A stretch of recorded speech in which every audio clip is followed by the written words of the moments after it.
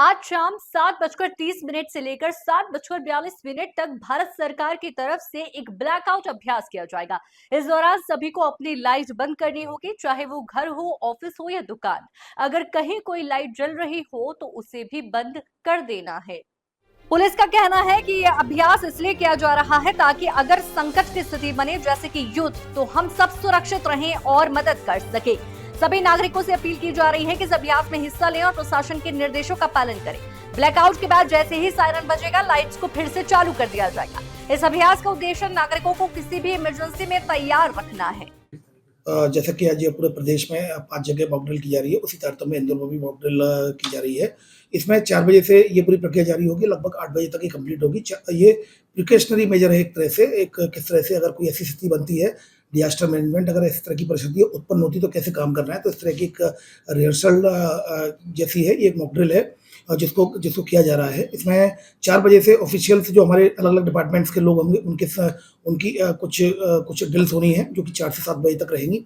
इसके बाद जो पब्लिक के लिए इम्पोर्टेंट है वो है 7:30 से लेकर 7:42 तक ये जो ब्लैकआउट किया जाएगा। 7:30 बजे एक सायरन बजेगा जो लगभग 2 मिनट तक बजेगा और उसमें जो आवाज़ जो रहेगी वो ऊपर-नीचे गिरती हुई आवाज़ रहेगी, जिसमें कि सायरन बजने के तुरंत बाद ही प्रत्येक व्यक्ति को अपने घरों की लाइट को बंद करना है।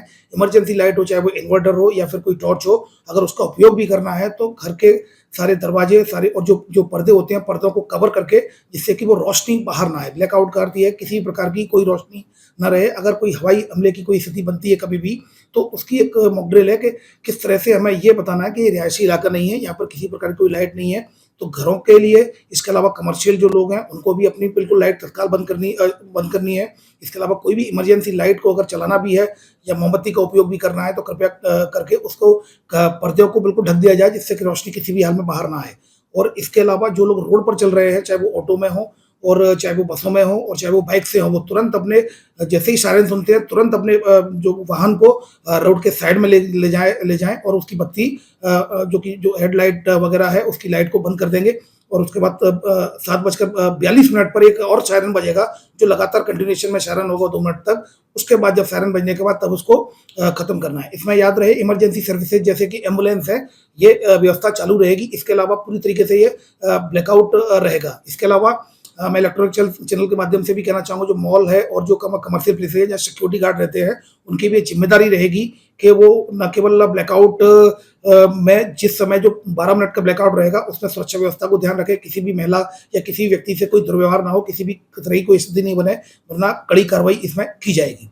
तो ये सभी लोगों की जिम्मेदारी फिक्स की गई है, सभी लोगों की मीटिंग्स ली गई है, मॉल वालों की मीटिंग ली जा रही है और इसमें उनको संदेश दिया जा रहा है कि उनकी क्या भूमिका रहेगी। तो कुल मिलाकर इस इलेक्ट्रॉनिक चैनल के माध्यम से मैं कहना चाहूँगा कि ब्लैकआउट में आप सभी लोग जो इंस्ट्रक्शंस दिए गए हैं उनको आप कड़ाई से पालन करें और ये 7:42 पर जब सायरन बजेगा तो ये खत्म हो जाएगा। उसके बाद फिर सामान्य स्थिति हो जाएगी। मैं फिर कहना चाहूँगा, इसमें कोई पैनिक क्रिएट नहीं होना, ये केवल प्रिकॉशनरी मेजर है जो कि एक मॉकड्रिल के रूप में किया जा रहा है।